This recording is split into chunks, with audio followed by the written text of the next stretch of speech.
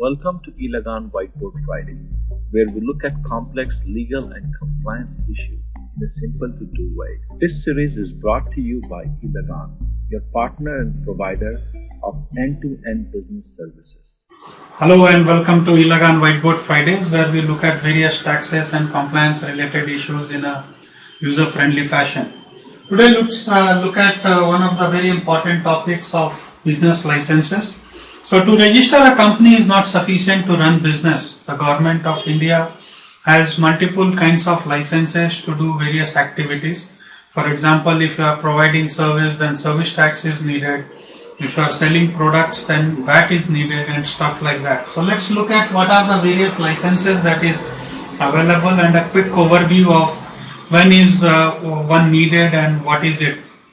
For more details on any of this, we have special videos created. Please refer to special videos which covers a particular topic in much more detail. So one of the licenses is, so let's look at first the initial things, what it is. So business license is important because the government of India needs to know what is being done, and there are various kinds of taxes defined. So, and each is a different department. Each revenue recognition policy of government caters to a different need. So that's why there are various categories to know that what is going on into the country and economy. Why it is needed: to comply to the law and to make proper tax payments, filing a proper return and stuff. So every license has some kind of a return associated with it.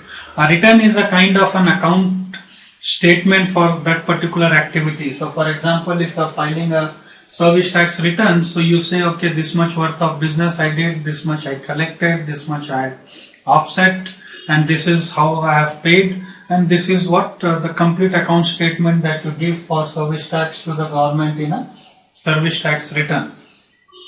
When to go for it? There are some exemption limit available. So to help the small businesses, so until you don't cross certain turnover and stuff, then you may actually avoid some of these licenses.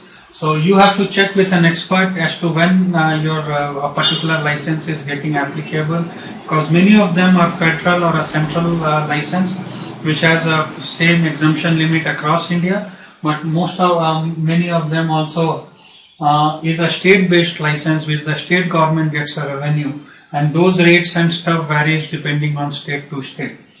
So PAN is one of the basic document. This relates to the income tax or the direct taxes that you have. So you need to register for PAN so that you can file your income tax return.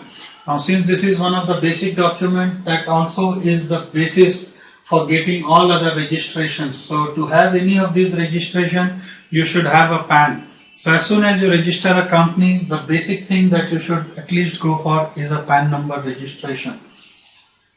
So PAN helps you to file income tax return. Then you have TAN. So if you are deducting TDS, that is tax deducted at source, so you have employees whom you are giving taxable salary, or if you are making vendor payments or rental payments and stuff, then you should deduct proper TDS before making that payment.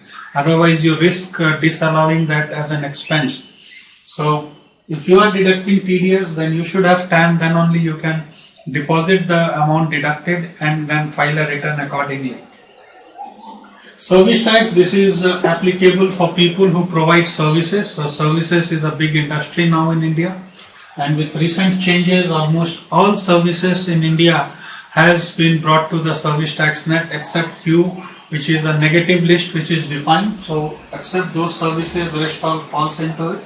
So check for your applicability. Most of them has a similar rate, but the rates could vary depending on the type of service being offered. For a service tax, you get an exemption limit of 10 lakhs. So until you have not crossed your first 10 lakhs of turnover, you can avoid service tax, but after that it is mandatory. VAT, CST, sales tax, TIN, these are some of the names because this is one of the most oldest form of taxes prevailing in the country right from ages. So VAT is called value added tax, CST is for central sales tax, this is the old name, sales tax.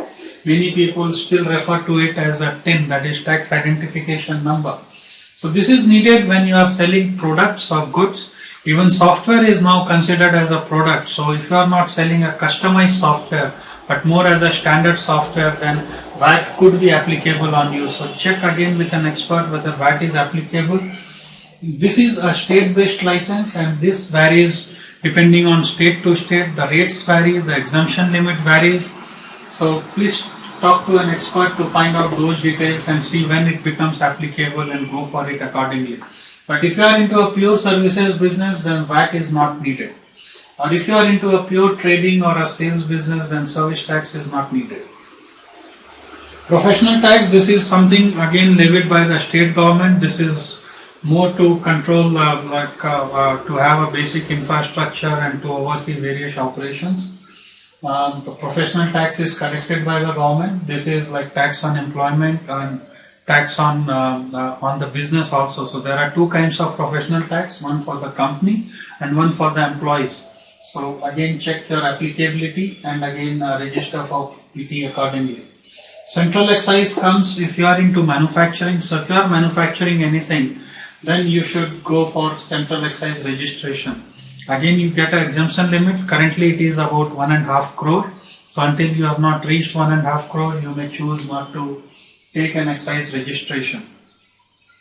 Provident fund, it's a kind of a retirement policy. So people like in job, you have to have a provident fund registration and deposit some money with the PF trust.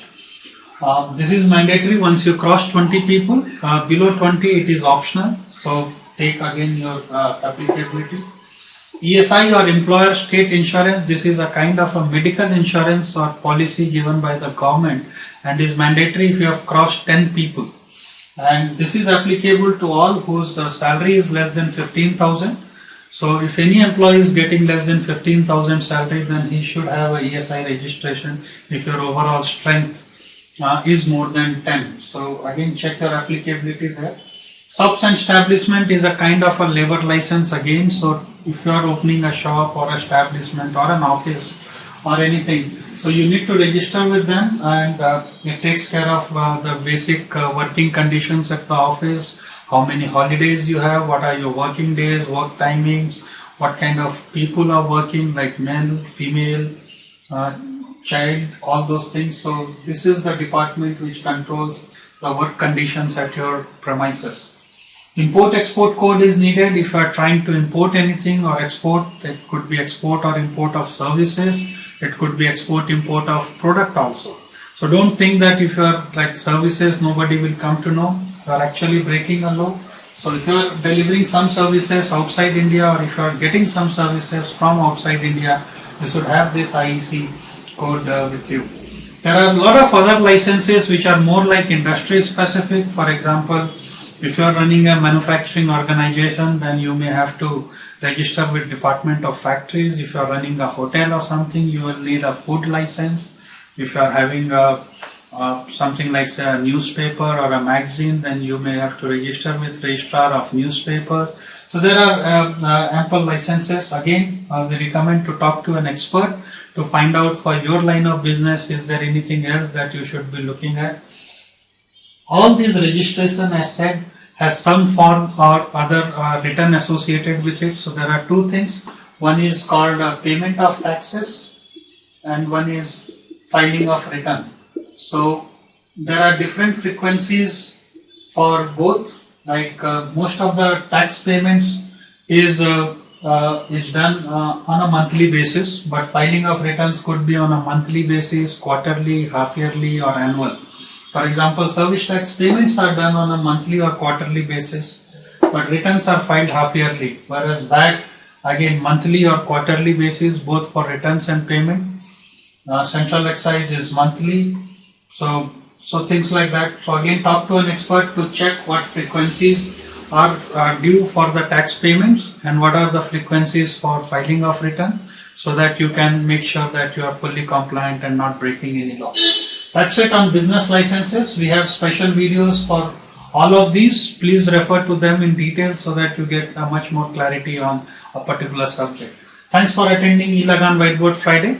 For any queries, feel free to drop us an email at support@elagan.com or check out our extensive knowledge base at elagan.com/kb. Thank you.